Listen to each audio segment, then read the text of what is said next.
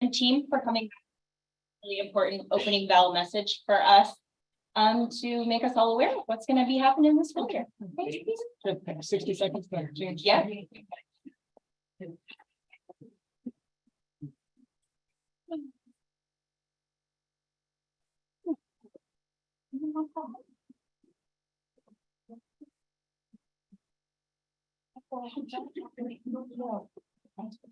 Hello again. Thank you for having me back. Good to be here this beautiful August day. It is exciting, and I'd like to begin by thanking UPC for the opportunity to be here and to share some opening bell thoughts. We finished the year with some closing bell thoughts. It's kind of a tradition for the superintendent to do that, and has been my tradition to engage with the parent group, parent community, is to include cabinet members in this presentation. So you're going to get to hear from cabinet members as well. Since their divisions are quite large, their responsibilities vast, it gives us an opportunity for you to meet, hear, listen, learn from others than just me. But today, this is our agenda. These are some of the things that we'd like to take the opportunity to share with you today. We'll do some welcomes, some introductions on purpose, some first day highlights, some new administrators. It's a lengthy list that I want to highlight. Superintendent priority focus goals and objectives, some division updates from our cabinet members, as well as some do's and don'ts about a bond election that Jill and I will cover with you. And so with that, I'd like to begin by welcoming the newest member of the cabinet, Ms. Jean Copen. Jean, stand up. Jean is our new assistant superintendent for curriculum and instruction, replacing Dr. Dan Corson, who has slid over to take over the secondary schools leadership. Dr. Corson, thank you for being here. Continuing his role as assistant superintendent for human resources, Dr. Sean Holm. Supervising the elementary principals, 29 of them, I guess, Dr. Steve Jaros. Our assistant superintendent for business operations, Ms. Jill Berrigan. Important for cabinet, even though he doesn't have the assistant superintendent title, Matt Droege, he's there for all of us. Our director of marketing and communications.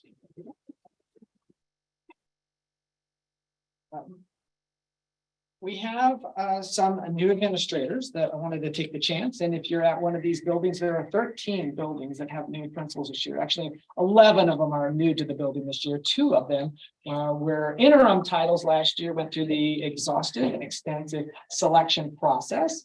And they then are started this year without that interim tag. And so we're really excited for them. And that includes the principal of Desert Springs, Tammy DeLea, and principal at Quail Run, Vicki Raymond. So we're really happy and excited about the continued leadership.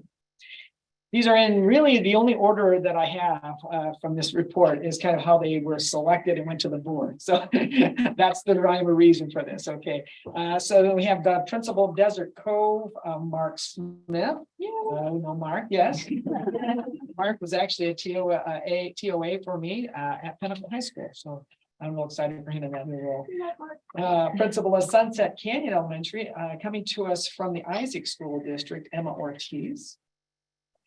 We have a new director of facilities and construction, Dr. Drew Davis. He was previously the principal at Hidden Hills, but had some other experiences in another district over facilities and construction. So it was a great opportunity to gain his knowledge, expertise in this new role.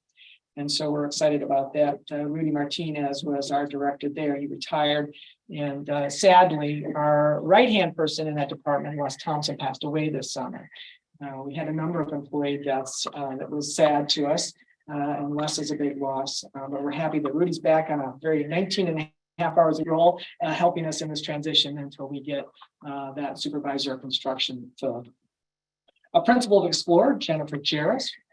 She also was a teacher for me at Pinnacle High School. She's been in the district a long time. We're excited for her in that role. Our new director of career and technical education, Melissa Molzon, who was previously the principal at North Canyon High School. We have a new coordinator of benefits, Dina Cabrera. She was previously our ESSER technician here at the district office. Our principal at Whispering Wind Academy, Rebecca Rodriguez. I love to hear your enthusiasm. We have a new coordinator of Project Momentum. This is now up to 6 schools participating in this grant. I think it's 6 now. And Katrina Deek, who was previously the principal at Eagle Ridge Elementary School. Replacing Dr. Davis at Hidden Hills then is the principal, Jackie Wood. She was the previous assistant principal at TOA there, so we're excited for her in that role. New principal Palomino Primary School, Angela Morgan. Angela was previously the TOA at Powell Primary as well. You'll see a trend here growing our own when it happens, and we're excited about that. We have 2 new assistant principals at Paradise Valley High School. We have Christian Allen, who was previously the dean at Paradise Valley High School, and Mariah Barber, who was previously the dean at North Canyon High School. So once again, promoting from within. We have a new principal at North Canyon then also, Katie Loker. Real happy about having her joining our team from the Phoenix Union High School, where she was assistant principal at Maryvale. The new principal at Eagle Ridge then is Ashley McClellan, and she was previously the TOA there. New principal at Sandpiper Elementary School, Sean Varner. Lots of experience, came to us from Mesa, if I remember right. Gilbert. We have a new director of assessment with Jean joining the team of cabinet, replacing her in assessment as Jessica Harrington.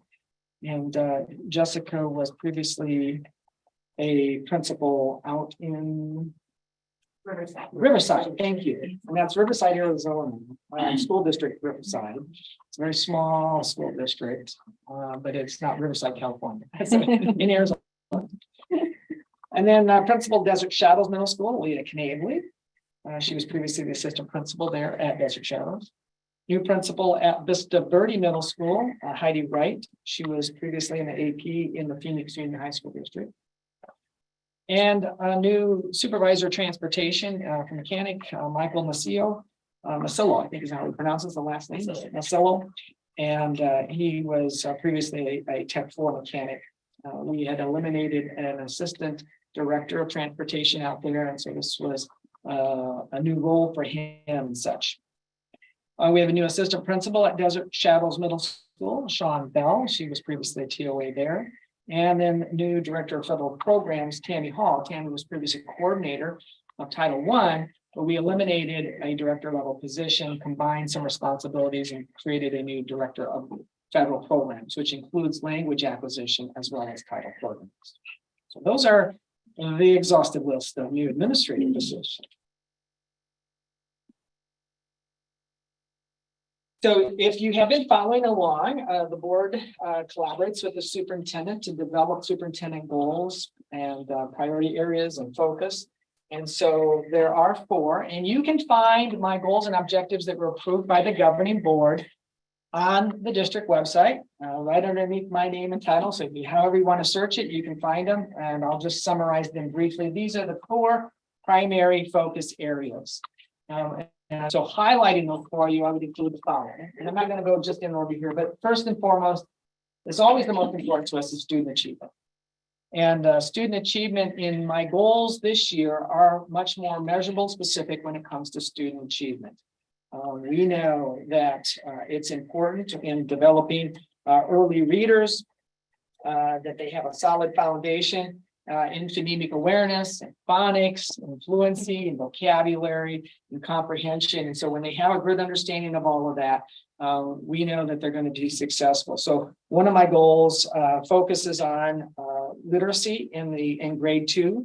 And that's going to look at some growth components, looking at our first graders and growing significantly into second grade assessments. We also want to continue to look at early literacy in grade 3, an increase in students passing on the AASA, the Arizona Assessment Standards, in ELA. Look at increases in grade 8 math. That is an area that continues to challenge us on math performance.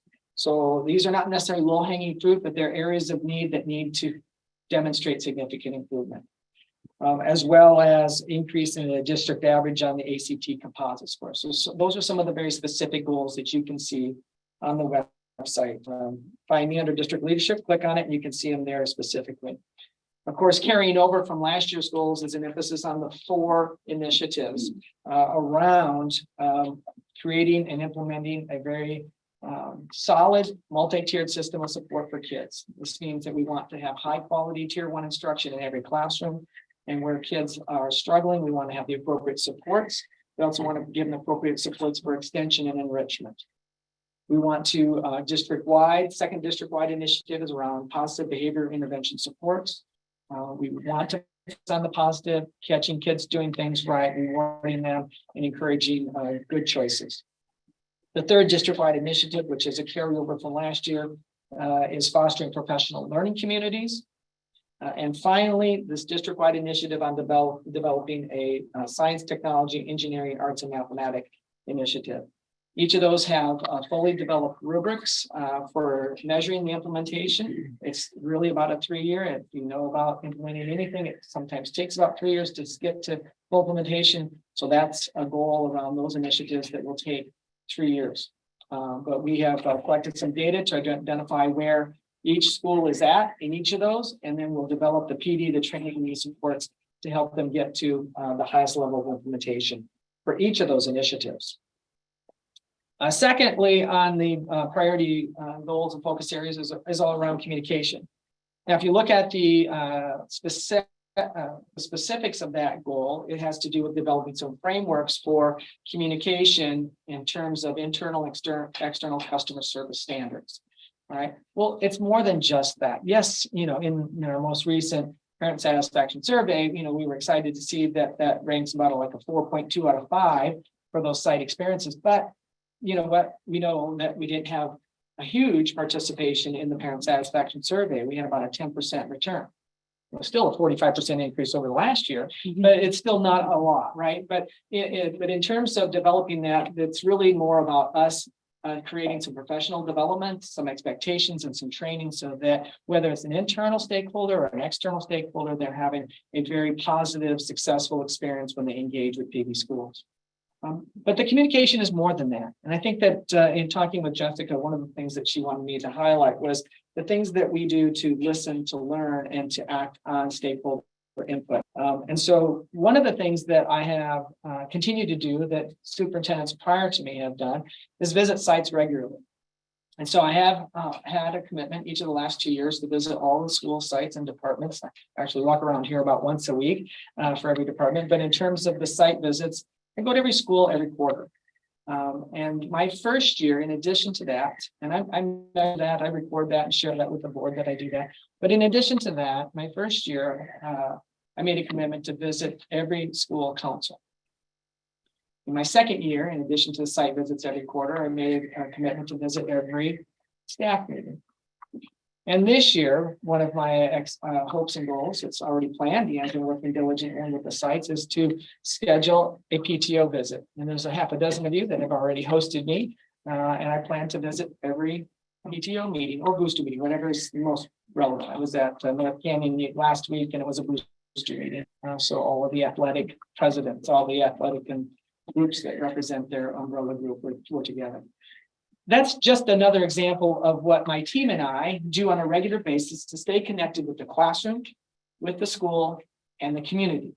That's part of developing that communication plan that's listening and learning from our stakeholders, both inside the classroom and outside the classroom. What's going well, what's not, what struggles, what can we do to help solve those challenges, to help everybody to get over, under, around the hurdles from them doing the best that we can and helping kids succeed.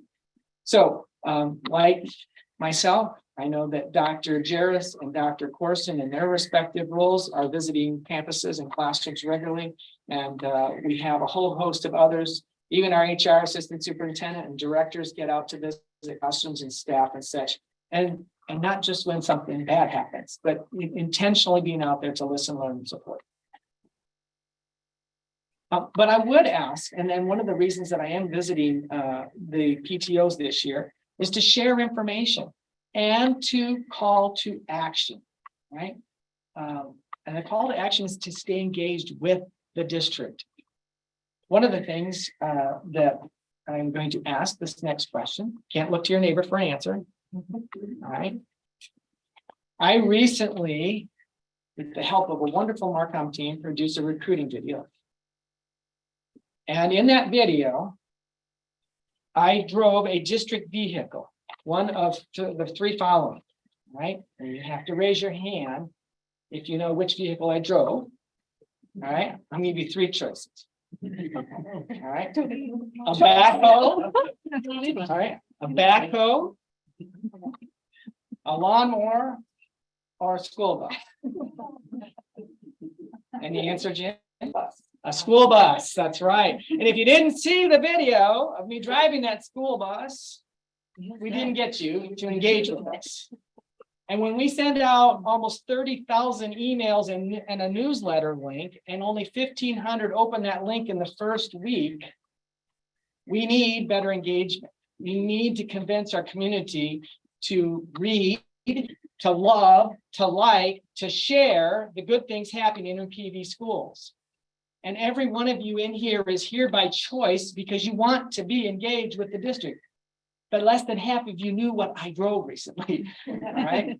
And yes, it wasn't a green screen. I literally did drive that bus. And we thank the trainers for letting me take it out on the road. We went up 32nd Avenue, down Rose Garden, up Cave Creek. We went down Deer Valley. I drove it through the Pinnacle drop-off area. We went up on the 51, back on the, yes, it was legit. It was a lot of fun. All right. Yes. I just got notice from BPS. The only time the trainer told me I was going a little fast was in the parking lot. I think I was going 15 and said they really go 10, so I had to slow down. So, but it was a lot of fun. But I really do, and that's my purpose for visiting the PTO this year, is to do that call to action. And so those of you that hosted me already, thank you. The rest of you, you're not going to be left out. Talk to your principal if you don't know about when I'm scheduled, but I plan to do.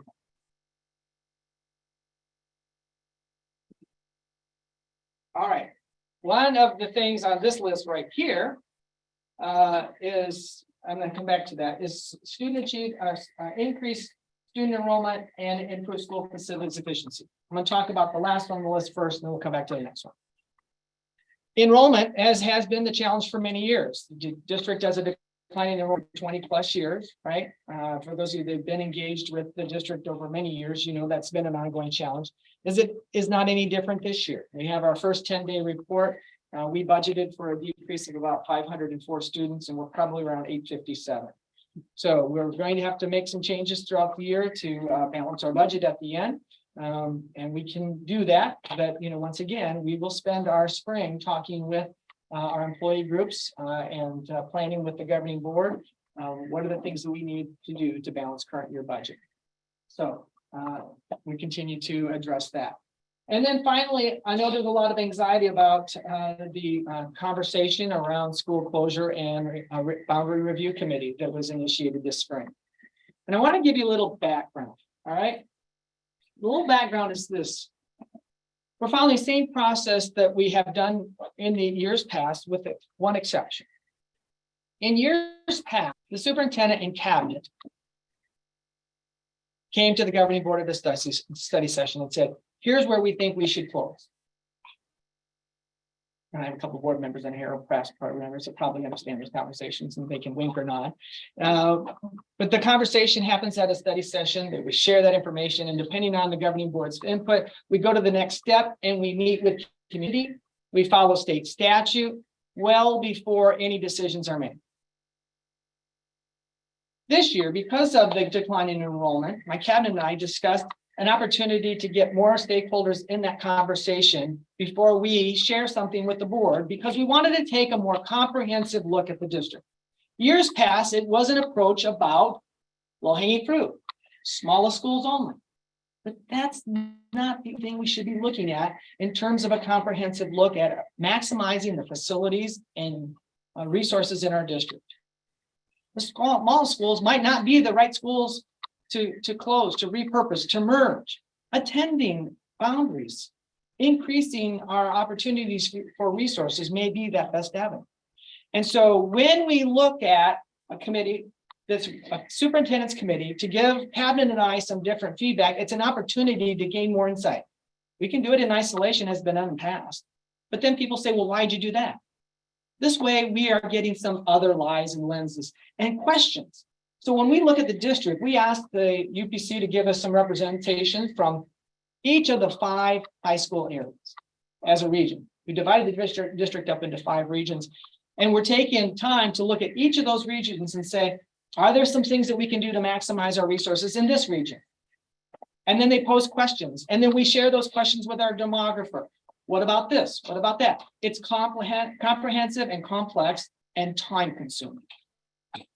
And so when we look at a timeline for this committee work, we look at a committee that began in April. They had spent a couple meetings getting background information because they don't know what it takes to make these decisions. They get lots of information. And then we start to talk about regions. And each of those is committed to a region. I will say this again and again. There are no decisions that have been made. We will be, and always have been, transparent about the process and follow state statute. The study session is when we will present to the governing board some ideas, some background, some information and research to say, here's a scenario that we've been talking about that we think are worth considering to maximize our resources. That may or may not include school closure. That may or may not include boundary changes. It probably will include some of each. We have been defining, so it's worth the conversation. We have to have these courageous conversations. If at the study session, we get questions and comments from our board that says, yeah, I think we should explore these, then we'll officially ask them to move us forward. And we'll go to the community like we always have. And whether there's 1, 2, 3, whatever, if there isn't any, or there's no interest, we won't move forward. But if there's an interest to foster that conversation, then we'll move forward after the first of the year with some town hall meetings to hear from those schools that may be impacted by either a consolidation or an attendance boundary change. And then we'll have the notice to the entire community by mail, which is required by state statute, to have a single agenda item only special meeting that would consider any final recommendation if that's a public hearing. We'll follow state statute. No decisions have been made. I don't know if any recommendations would be impacted for decisions in the fall of 24, in the fall of 25, or a blend of both, because we're still in the research stage. And I know that any conversations about school closures and attendance boundary changes creates anxiety in every school that might be impacted. But we can't ignore the fact that we have to maximize our limited resources. And if you've listened to the iPod, how many have listened to the iPod? Podcast. Thank you for correcting. Podcast. How many listened to at least one podcast? We got 3 hands, 2 hands. There's been 8 episodes. All right. We've been building it. Another one will come out this afternoon. So I expect everybody in here to listen to today's podcast. You can do it while you're driving. You can do it right when you're doing the lawn, whatever. Follow along. Gain more information about what we're doing and discussing. And we have to have these courageous conversations. In a previous podcast, I talked about the fact that if you're a small school, and we have a person in here that sometimes represents as many as 4 different schools that don't have their own PTO. Sometimes consolidating resources is a good use of our resources, bringing more people together from a parent perspective. Instead of having the 10 or 12 people that do all the work at one PTO, maybe there's now 25 people from 2 different PTOs that are working together because that attendance boundary has changed. So we need to think of this as the glass is half full, not half empty. And so I ask for your patience, understanding, and cooperation that we are looking at and having courageous conversations, and we will be public about that when we get to the point that we're ready to do so. That's not being deceptive. That's being thorough and thoughtful about the data. So, as you know, if anybody's name is mentioned, whether it be school X or school Y, people go crazy, right? relax. All right. Think of this as opportunities and a responsible process to thoroughly think through how we handle our resources and the decisions we make moving forward. There will be plenty of opportunity for community input because there are no decisions made and no decisions recommended at this time.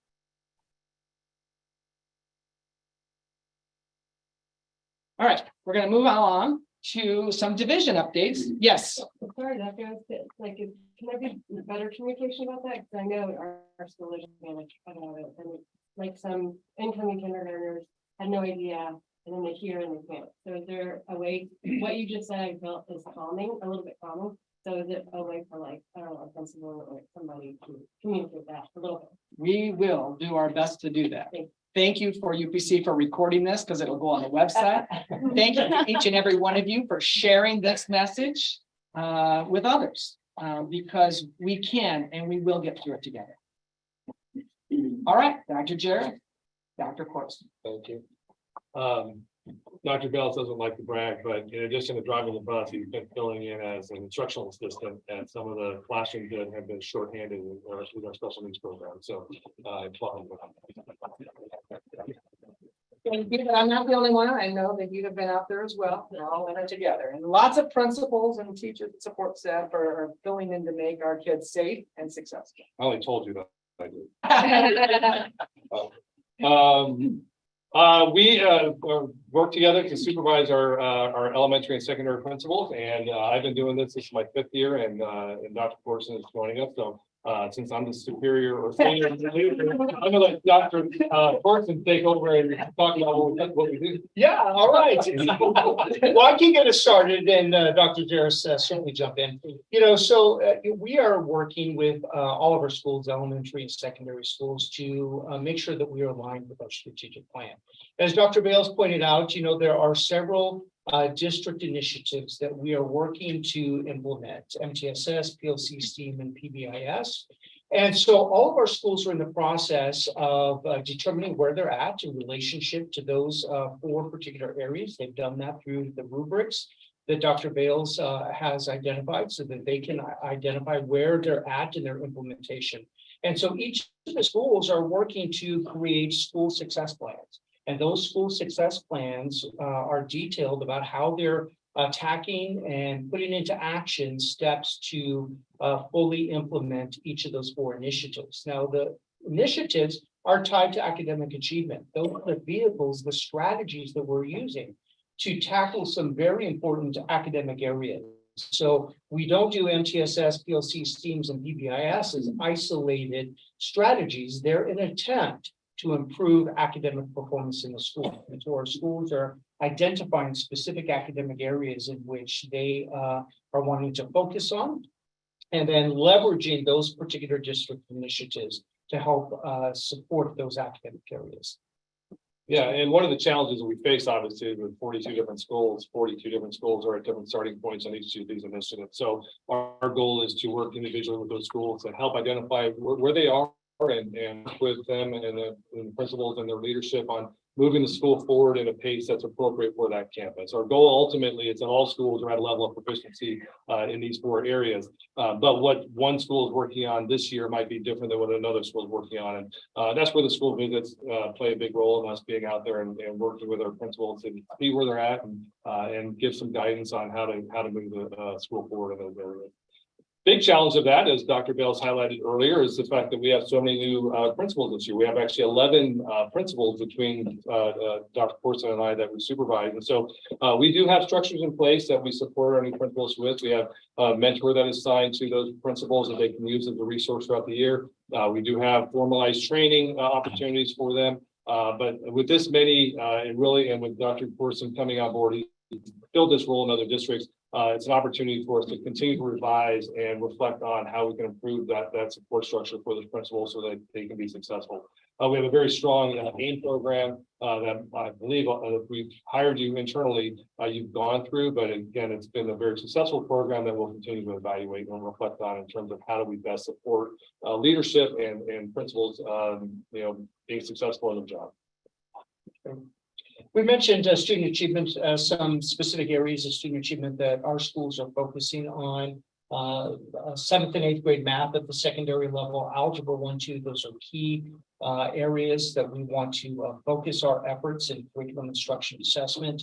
And so we're working very closely with that particular division under Ms. Copen so that we can align our strategies and the schools can ultimately support those particular areas as well. I know Dr. Bales also mentioned early literacy as well for our elementary schools.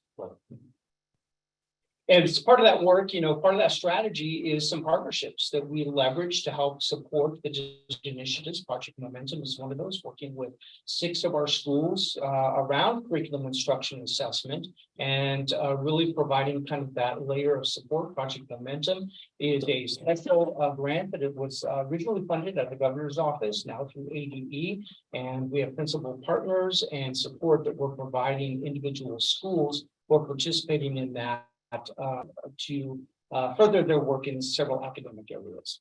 We're also rekindling our connection with School Connect. School Connect is an organization that helps principals establish community relationships outside of their parent group. Parents are obviously a great support for our schools, but we also live in a community that has faith-based organizations. We have business operations, business organizations that want to contribute to be a part of the community. And so what we do is we connect principals with those leaders and find opportunities for them to support the school. One very tangible way is through their Love Our School Day. We've had many schools participate that they've missed in the past where those organizations will bring volunteers, bring resources and do some work around campus, whether that's cleaning up the garden, painting, organizing an old tech room. It's bringing people on our campus to kind of be a part of what we do, see what we do, and forge some strong relationships that can lead to further work down the road. Many of our principals who were successful with this area, this relationship in the past, we use them all the time. They would get school supplies donated to start the year. I had one principal who the staff was just, we were exhausted and they sent a note and the next day the church brought in all kinds of love letters to the teachers and cookies and just was a little pick me up. And so with the pandemic that kind of fell off the radar a little bit. So we're starting reestablishing those connections so that our schools get some more support and making it a vibrant, exciting opportunity, place for our students. And more importantly, so our community can feel connected to the school system as well. Yeah, go ahead. I do have a question. So for the strategic initiatives, so like I'm a scientist with the space I work in, and so I see STEAM up there, and I know there are initiatives happening at the state level with like the Arizona Science Center and their science fair. Like, how do we get information to you guys to be like, hey, there's these really great opportunities. They're pushing to grow science too. And I know not all of our elementary schools are represented at our district fair, and so they're not represented at our state. And then we don't have our students going on to the international competitions. How do we get that information to you guys and be like, hey, there's these opportunities, and they especially What did you say?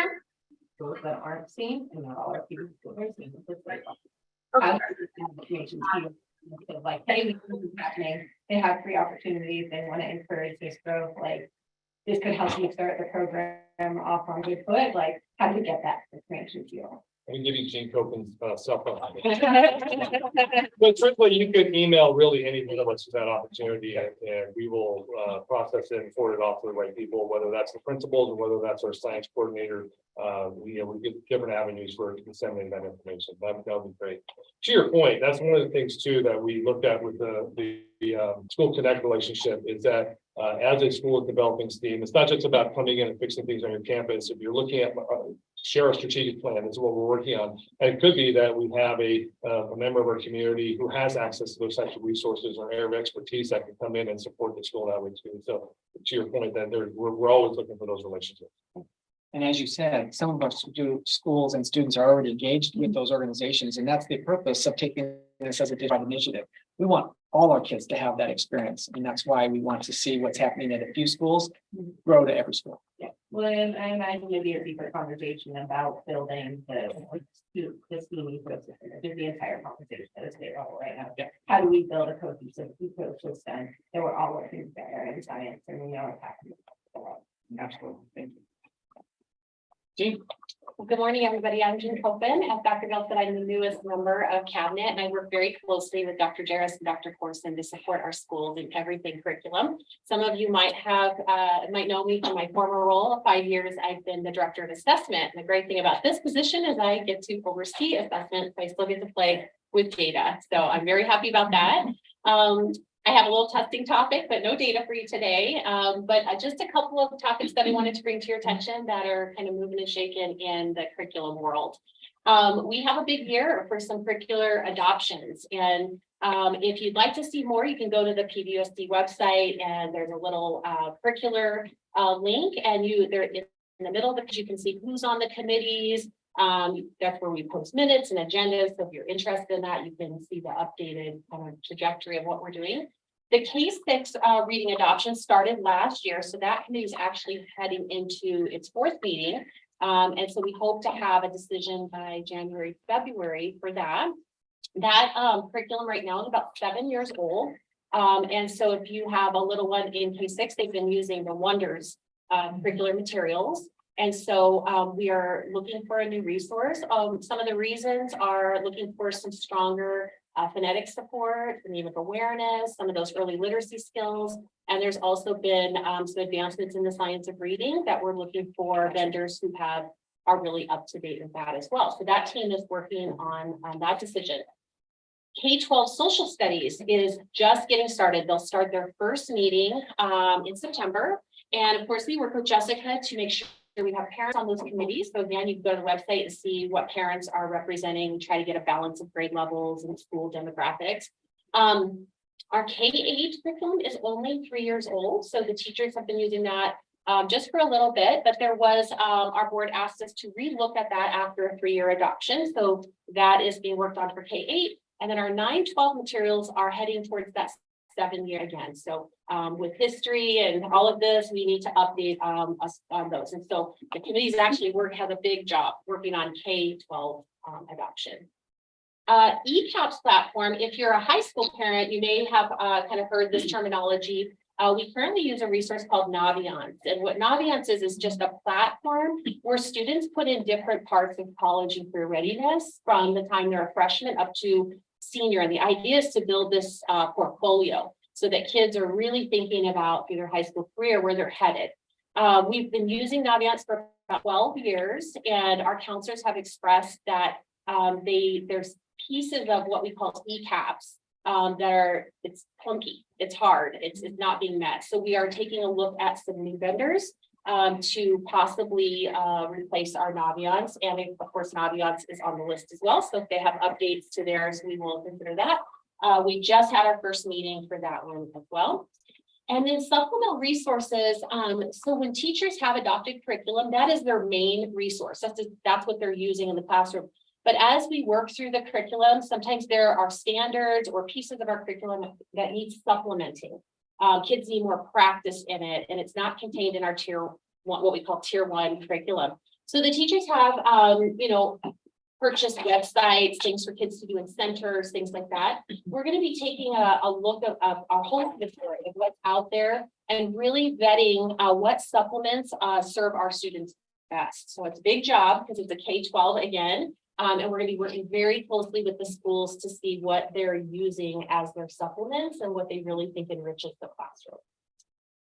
I will stop there and answer questions. Yeah. Just regarding the supplemental resources, are you splitting that into science teachers will look at science, math will look at math, or what are you envisioning for looking at the supplemental resources? Yeah, it's kind of a complicated process. You brought up a really good point. Some of our supplemental vendors actually cover multiple subjects, multiple grade levels.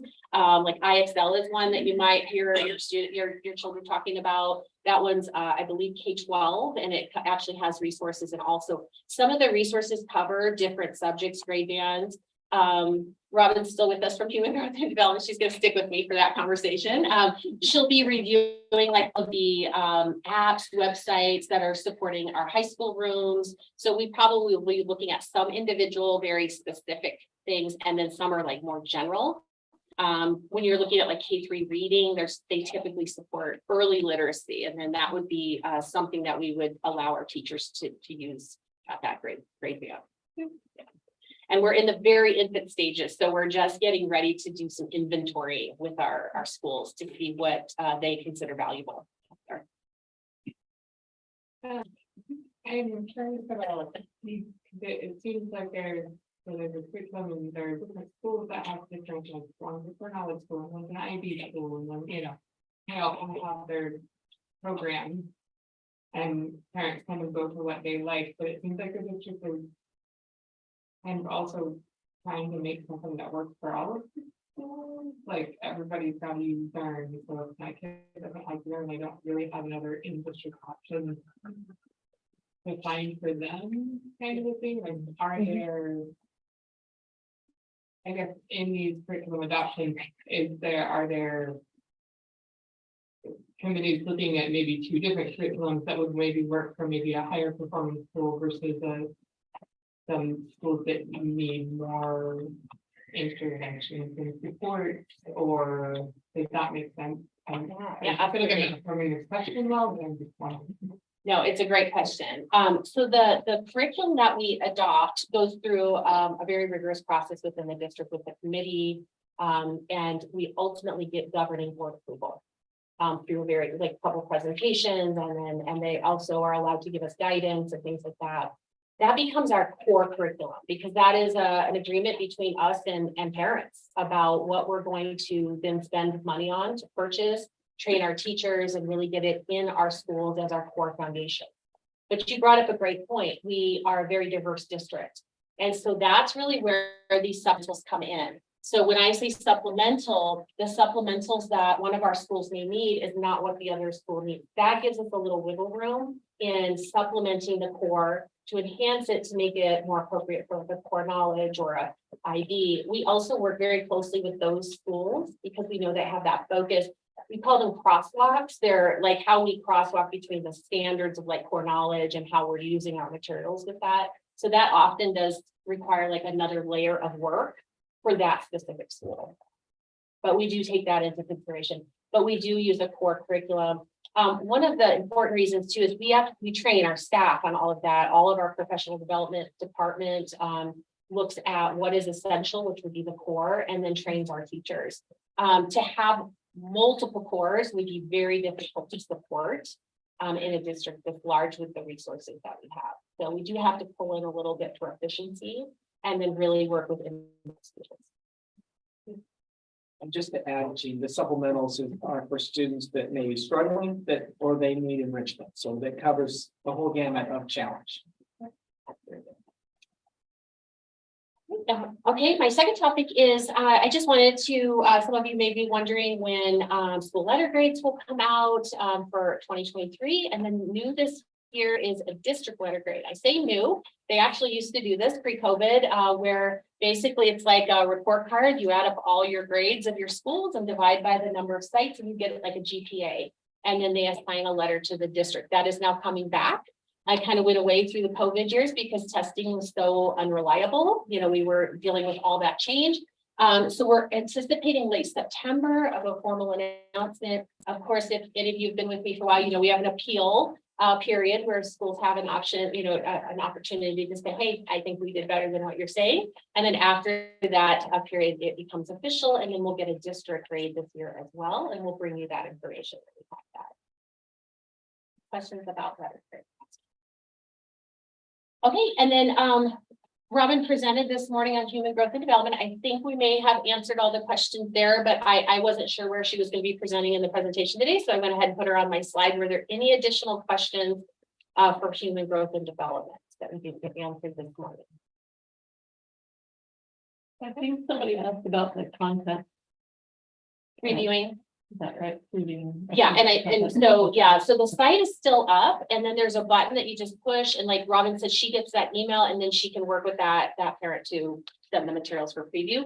But it will be posted 2 weeks prior to the actual opening of the window, the teaching, kind of seeing what the surveys, you know, we'll have more specifics as we figure out the method that we're going to go either in person or online. And then is that information communicated to the parents, if you can go preview it at this location, so that they, like when you're sending out the form for permission. Yeah, it's on the permissions list, so it's on the permission letter about access to the curriculum. When that happens. Oh, we have two, back here and up here. Sorry, but her parent requested it before the 2 week prior period of the 70, like of providing the curriculum. They'll get access to the curriculum. Well, Robin will get the request and then be able to send it to your email, because it asks for your email address, and then she'll be able to send it to you. I know there's a survey, and I will fill that, but I was going to make a comment, I had a 5th grader, and I did ask them, but I never got anything. I know it's supposed to be in Google Classroom, but I never saw it, so none of my friends had also asked them. I don't think any of the 5th graders at our school got any of that education, so no one knew about it. You didn't have access to the Google Classroom, or it never just loaded into So the kids might have that, but we don't get on their Google Classroom, so We never got notified. the kids I don't really well. Yeah, we look at- Flooded to a Google Classroom for the students. That's how that was. So I think there's higher education. Let's do some catching up to do in 6th grade. Yeah, well, let's hope that you guys will. And go back to 6th grade, I guess. Also, I have a daughter who is in 8th grade and opted in and gave her permission, but there didn't appear to be a designated time period where they could view the information. And so a lot of the kids were viewing it as like extra homework, like something that they had to do on their own time. They Which did. was not looked upon super favorably by a lot of kids. So that's just, piece of information as you're going on. Same with our 5th grade, is that it was on your own. Like, Yeah. Here's On your a, own here's a time. link, and like my 5th grade son is actually gonna open that. Now too.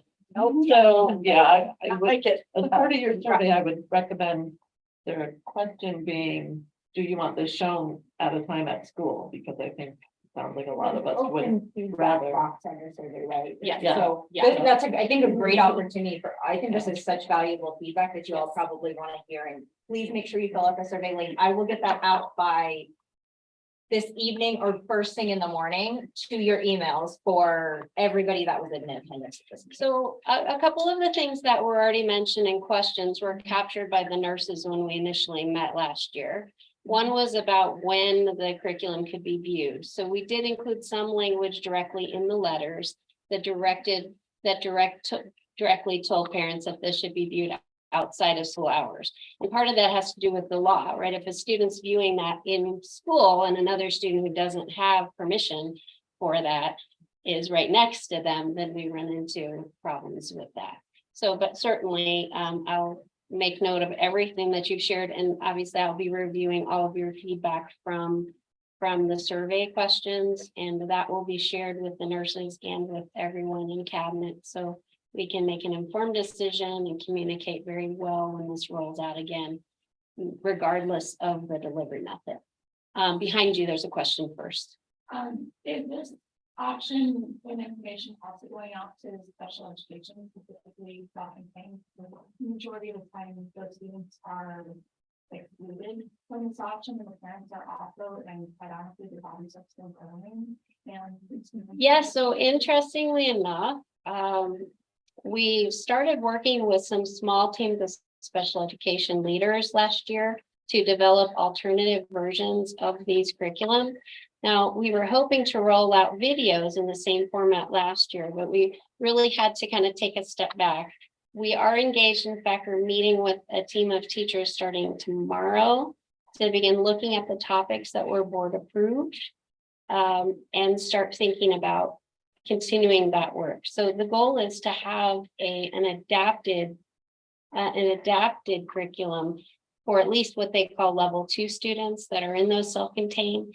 But we talked about 2 particular levels within those groups. So we are still engaged in work for that. One of the challenges with those other populations too, there's challenges obviously about access to the curriculum and whether they can access the level of language that was included in the curriculum from before. One of the challenges is messaging too. So we have to engage in, when this rolls out, we have to engage in a conversation with those teachers as well, so that they have buy-in. Sometimes the challenge was with the teachers. That they didn't feel it was appropriate, so they didn't even make it available to the parents. And so, because I've heard that from a couple teachers directly. But I can't say all of the reasons why the curriculum wasn't made available, but I can tell you that a couple said, you know, I didn't share this because I didn't feel like it was appropriate. And so that's part of our continued work for this year. So we're actually going to start having a conversation about that tomorrow. And actually, can I add something just popping? Of course. And then there was a question in front of you. I know this just triggered something over the summer. Jason Flock, who's our special Olympics study delegation, has kind of informed us, like, our athletes doing programs that the Special Olympics actually is kind of piloted,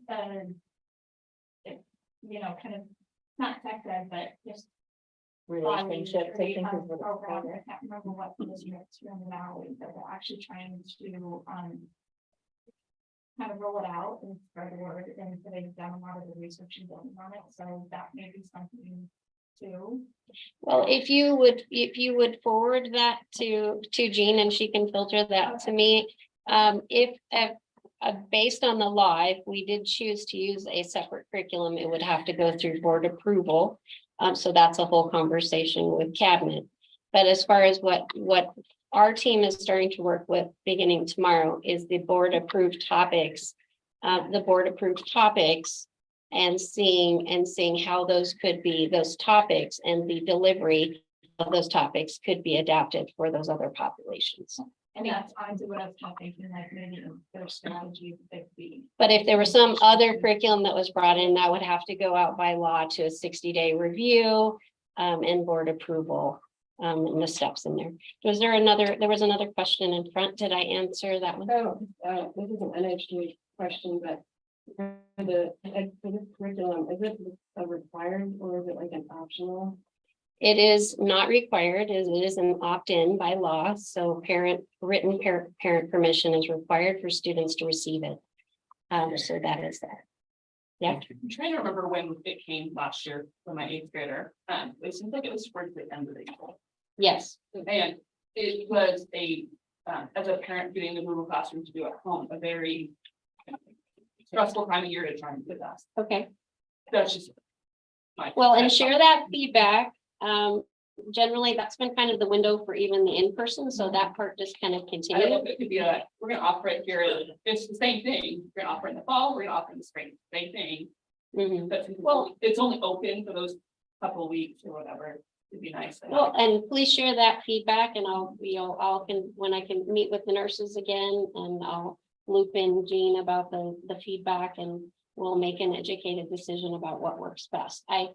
I know in our earlier conversations, we did talk about the possibility of having in 2 semesters, especially because for our high school curriculum, because of our block schedule at PV, because it's supposed to be done in PE classes, but students don't have PE classes all year. So that'll certainly become part of the conversation. Just a couple other topics that I'll go over pretty quickly, and then of course, if you have questions, I'll be happy to answer those individually. But COGNIA district-wide accreditation. So some of you might have heard of a company called Advanced Ed. That company used to accredit our high schools. And what does accredited mean? They're an accrediting agency, and what they do is they are a third party that comes in and helps us work with continuous improvement. They measure us against certain standards, and then when they accredit us, what that tells outside agencies like employers and financial aid institutions and universities and colleges that we are an accredited institution, our credits transfer very well because it's telling those outside agencies that we were held to a certain standard. If you see schools on TV, they'll say we're an accredited institution. That's what they mean. In the past, PV accredited their high schools because those are the transcripts that are going to those outside post-secondary experiences, right? We are now doing a district-wide accreditation, which is a new adventure for us, where we're going to look at our system at a K-12 level. We're in the very baby stages of this. The first thing we have to do is apply to even be eligible to do this. So we're hoping to have that application done in November. where do you all come in? When we get into this, they want to hear from parents. I will be reaching out. There may be some surveys that need to go out where we need your input on your perspective for improvement things in the district. They may even select a couple of you to interview. It gets very down into the weeds with this. And so we're excited for this new adventure. And I just wanted you all to know we're starting on it and that we might be pulling on all of you to help us eventually. And then this is just the new information. Last year, we remodeled our instructional coach model in PV. So we had 6 coaches that were selected to support the district. We are housed in the professional development department, which is also in my wheelhouse. So I've been able to work with our director of professional development very closely to decide a model. We had an actual team come together and how do we want to use these 6 people who are so valuable to our district. They all decided on a region focus and we love this idea. So basically the schools were divided into region by feeder high school. And it's a little clunky because boundaries aren't perfect in PV, but we made it fit, worked with each region of principals, and they did a really huge data dive with me and Jessica, the new director of assessment. And they picked 3 focus areas for each region. And the coach is doing some in-depth root cause analysis, working with the principal, working with the teachers, and they will be another person in that room helping lift scores. You'll see that Dr. Bales' goal is very well represented. He said 8th grade math, it's up there multiple times. And then of course, early literacy with the 1st grade reading and the 3rd grade reading, that came to the surface as well. So we have a lot of attention on those needed achievement reasons. Okay, and the last thing that I have for you is assessment. So PSAT is an assessment that in the past we used to give all of our 10th graders. Through COVID, things changed because ACT became our state test and we had to shift some focus to that assessment because that's driving our accountability. But PSAT is still a very important test to us because it opens up opportunities for kids. In fact, juniors who score in the top of the national scores are eligible to apply for the National Merit Scholarship, and we're very excited for that opportunity. This year, they're going digital. This is kind of the wave. AP, we piloted digital testing for AP testing at Shadow Mountain, and I think that's the way they're going to eventually go. And PSAT decided that's the way they're going. So there was a little bit of communication through the summer, and originally, they told us we were going to get to pick any Saturday in October. And we were like, yay. And we had actually picked, of course, avoiding our fall break. Later in July, they came in and locked everyone into one Saturday. This is a national testing day. And of course, we looked at our calendar and said, oh, that's the end of our fall break. So we're moving forward with that Saturday. We have all high schools offering that testing, but I received some parent feedback, which thank you if you were one of the people that contacted me about a possible makeup opportunity. And through working with our lead counselors over this past weekend, we found a place in our calendar where it will fit without interrupting the instructional day for students. October 31st is a half day for PV. So we'll be doing a makeup day in the afternoon when teachers are in professional development. We're going to pull that together at PV High School. So we will have the makeup day happening at one high school. Now we are asking parents if you can make the 14th, that is would be the ideal. The 31st will have limited seats. And if we get into a situation where we have to prioritize, we will have to give priority to 11th grade. So if 14th works for your family, we're asking you, it's not really a second choice. I cannot make it on the 14th because of something that is on our calendar and we couldn't do it. So we're hoping that helps more kids take the test. And then you do have a PSAT testing coordinator at each of your high school sites. So if you call the front office and ask to speak to that person or email that person, they can answer your individual questions about school logistics and all that good stuff. Really quickly, is October 31st available as a makeup if for some reason, and I'm sure this will not happen, but if one of the sites the technology, it goes haywire on the 14th, will it be available for them to do makeup on the 31st then? Well, we're going to register at the same time. So we actually registered parents are going to be picking registration dates. There's a lot of logistics that go in these dates. I don't anticipate, I did put a technology thing up here. AP went smooth. We are kind of basing it on our digital experience with AP. We have the PVSD IT department going to be with us on that Saturday, and then they also have tech support. So we anticipate very little trouble at a site, but could we accommodate an entire site on the October 31st? I don't think so. I really don't think we'll have the numbers of seats. Because remember, we have to train proctors, there's a ratio, there's students that require accommodations to get separate testing. There's a lot that goes into the logistics. But IT will run tests on this, and so just like AP, we expect it to go very smooth. Lori and Elaine, and then that we'll move on. So I'm gonna be that parent because I am a junior. And I think that we're setting our students up for failure here. I gotta tell you, because if you're gonna be out of town for the 14th and then expect the kids on Halloween to concentrate on a test like this, I think is not okay. I mean, I just think that this is poor planning and unfair to the students, and I just have to be that parent and say that. I want to go back to the committee, and looking to your various committee school, curriculum. If a school is not represented, then they still have to take what is recommended by the committee. So it's important that all students be represented when we have the curriculum meeting. In the prior committee meetings, students did not participate, and yet parents had a lot to say about curriculum that was chosen, and that was unfair to the committee, because it might have gotten turned down because parents didn't know, because nobody at their school participated. So the committee suffered after hours and hours of work.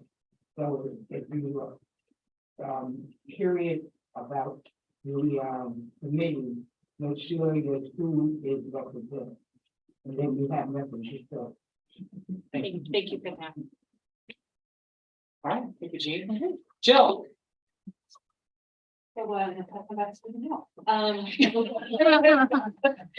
I'll go quickly, guys, because I think we're running a little behind. Yeah. These are the areas that I work with in the district. It's really the operational side of the district. I'll just give you a few quick updates, starting with finance and purchasing. We're closing out last fiscal year. We're also still working on this current year that we're in, and even the plan for next year. Usually we're doing 3 years at a time. Our auditors were just here last week, and they come back again in October timeframe to close out the audit for us. We also found out from ADE, Arizona Department of Education, that we have an ADM audit that we're going through. ADM is our active daily membership, or how we track the enrollment and the attendance of our students. And they're going to look at these fabulous years, 2020, 2021, and 2022. I know, yeah, lucky us, right? During COVID, and things were really wacky. And right now we're down 4 key positions in our finance area, but we're working on that. You'll hear a theme throughout all of this. Please apply within our HR module for any positions you might be interested in, or share with your friends. Facilities, we have our general maintenance that's happening. We have over 4,500 HVAC units in this district. They will not all operate at one time together. I've asked, I've prayed, it's not going to happen. But we try. Our department works really hard at that. We're supposed to have 8 HVAC guys. We are down to 5 right now. So hopefully it'll start to cool off here pretty soon. And then lots and lots of ongoing bond projects throughout this past summer. We didn't have any big things like a big performing arts center or a brand new school or a rebuild of the school happening, but lots of little projects throughout the district. All throughout the district. Food and nutrition, just as a reminder, kids are no longer eating free. That does affect some people in our school district, but making sure that parents are back in the habit of filling out the free and reduced lunch applications so we can get them back on that status from before COVID. During COVID, everyone got to eat free from the federal government. And then we are severely understaffed in our food and nutrition department. We're down 41% of our staff. And that means that our office staff are out supporting at school sites every single day. We're gonna try and work on some things to get them back into the office. But feeding our kids is one of the most important things that we do. We need to get those vacancies filled. Transportation had a great first day. What I mean by that is we didn't temporarily misplace any students. I can't say that for day two, but I can say that for day one. But we always find them. And we are now hiring for all positions. So I will leave it at that. Dr. Holmes. Morning, everybody.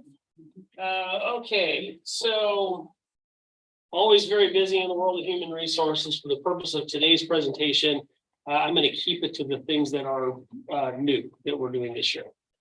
First, fingerprints. I can't say that that sounds like an exciting topic, but I do think we have an interesting update for you.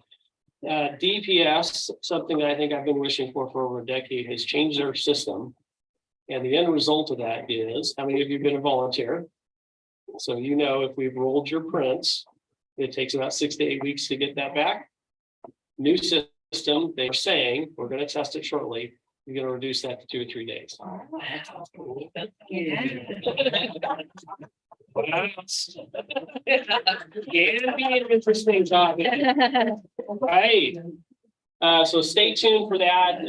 We have 2 groups of employees, or 2 groups that we roll prints for. That's employees is a smaller group. It's our volunteers that are the much larger group. So we're pretty excited that DPS is making this available to us, and we're hoping it works just as advertised. Next, suicide prevention training. ADE up until this last year used to support licenses for training, which is required by state statute. They are not funding that anymore. So we actually have to figure out a way to do that. That is, it's not only required training by law, but it's something that is incredibly important. This is a tough topic. I know Bales has invested quite a bit of his time and energy into this topic, and it is devastating when somebody takes their own lives, and it impacts a number of people. So this is something that we need to figure out how to do that differently, and we'll be working on that this year. Last but not least, I think the topic of the year, AI. Lots of people are venturing out in the world of AI and trying to figure out how to make their lives easier, and that includes our employees. So that is one thing with not a lot of guardrails. We're going to take a dive into this this fall to see if if we can't define some best practices for our employees. They're already doing that on the curriculum and instruction side. They started doing that work in the spring. We're going to pick that up and work with our employees on that this fall. So that's the new stuff for HR. Yeah.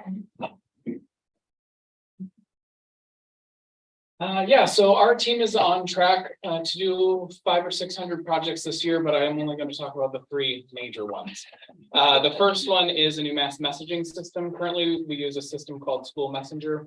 There are several issues that make it difficult for schools to train new staff on. It has some limitations. So we're switching that this semester to something that's a little bit more efficient for us.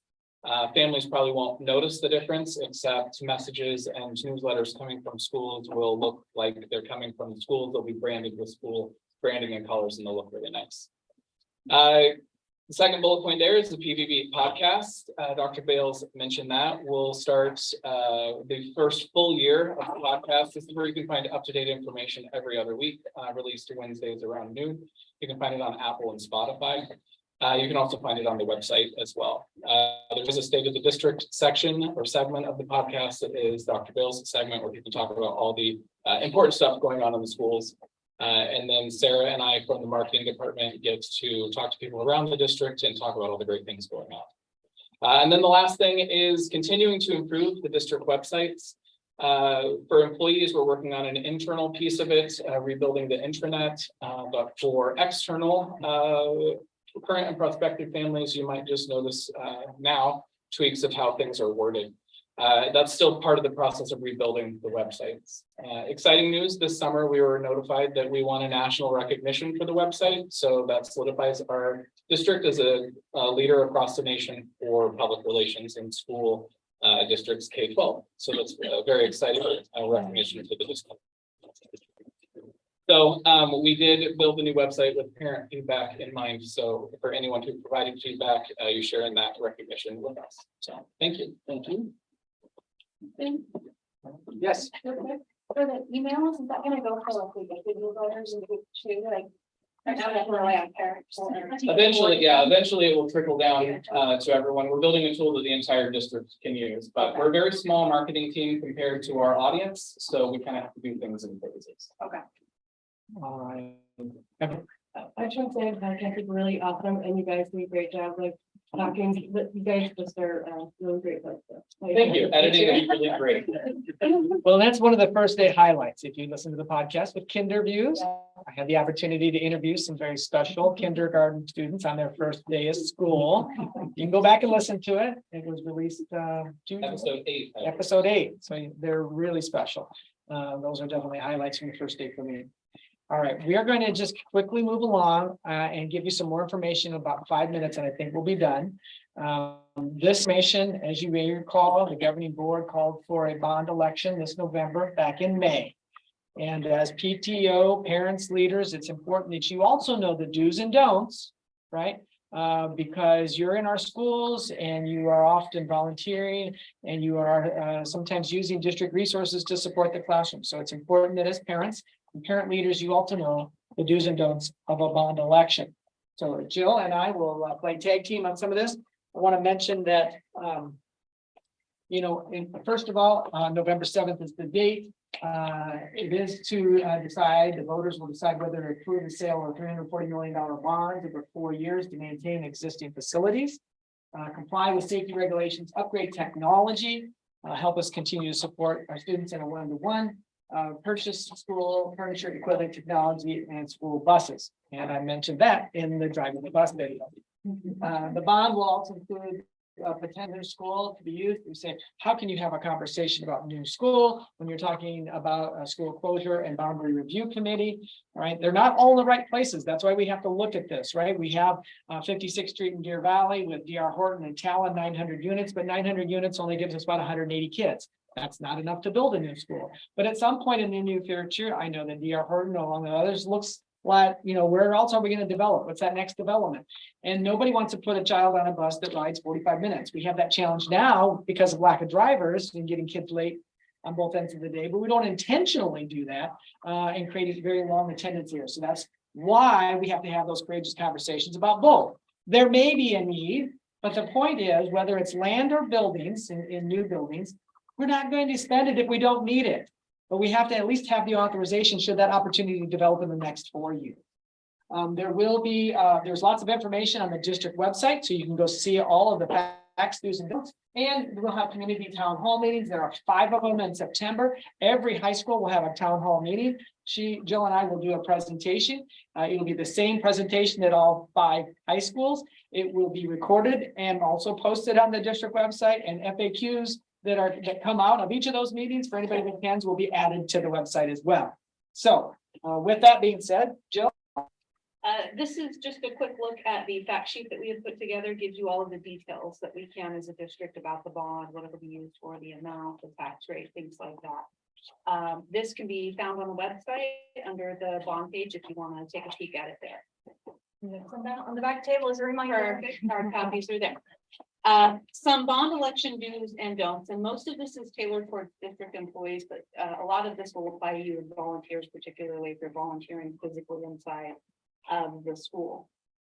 So we cannot, as school employees or government board members, advocate one way or the other for an election while on duty. So generally during the school day, but if there's something in the evening that you're on duty. However, we can't, take away people's free speech rights. And so you can say, I'm speaking to you now as Jill Berrigan, not as the Assistant Superintendent of Business Operations, and I would support or not support the bond for these reasons. It still cannot be done during the school day. So school district employees may receive campaign information in their school district email accounts. That's because their emails are public information, and we can't prevent somebody from sending them information to that account. But our employees cannot forward that information because then they would be perceived as influencing the outcome of an election. Okay. Some more things that they can do is that they may answer questions from a factual perspective. For example, that's why I'm here today to talk to you about some factual pieces of the election and the do's and the don'ts. And also we can have bumper stickers on our private vehicles in a district parking lot, so long as they're not really parked in a prominent place. So if you pull up into the fire lane up front with your bumper stickers, please don't do that. Also, some of our school sites are polling locations on election day, and there's a 75-foot requirement for any advocacy or election signs or anything like that. So that would definitely have to be outside of that 75-foot limit, yes. Can bumper stickers be handed out on campus? No. That would also be advocacy.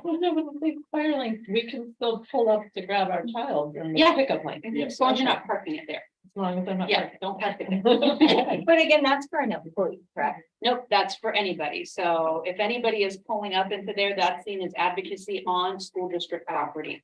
Okay, so I'll talk a little bit more about it might be a little bit clearer when I get into the don'ts. Okay. But I can park in a parking spot. You can, yeah. With the bumper. Yep, that's not a prominent parking. Not prominent.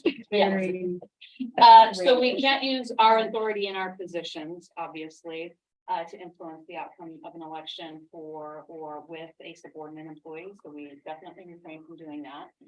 This is, I think, the biggest key to all of this, particularly for you all in this room, and not using district resources to influence the outcome of an election. So I think as Dr. Bales was alluding to, sometimes you may be there doing something in your role as a affiliated organization, and that's fine. But if it relates to the election, that's an absolute no. The district's going to get in trouble for that. That's using district resources to influence the outcome of an election.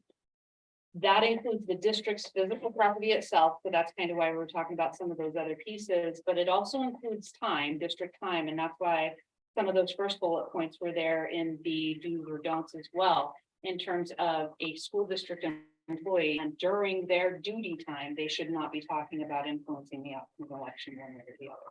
Time is also a district resource. We're paying that employee for their time. They are using a district resource, okay? Never give any student any election material for advocating for an election. And this stuff, by the way, doesn't just go for our election. It goes for other districts elections or candidate elections or any type of an election. And then we can't rent out our facilities on a night where it's like a back to school night. You can rent out our facilities any other time for a support or against campaign. But we can't do that when there's sort of a captive audience that's on the campus at that same time. Our staff cannot wear t-shirts or buttons in support or opposition of the ballot measure for school related function.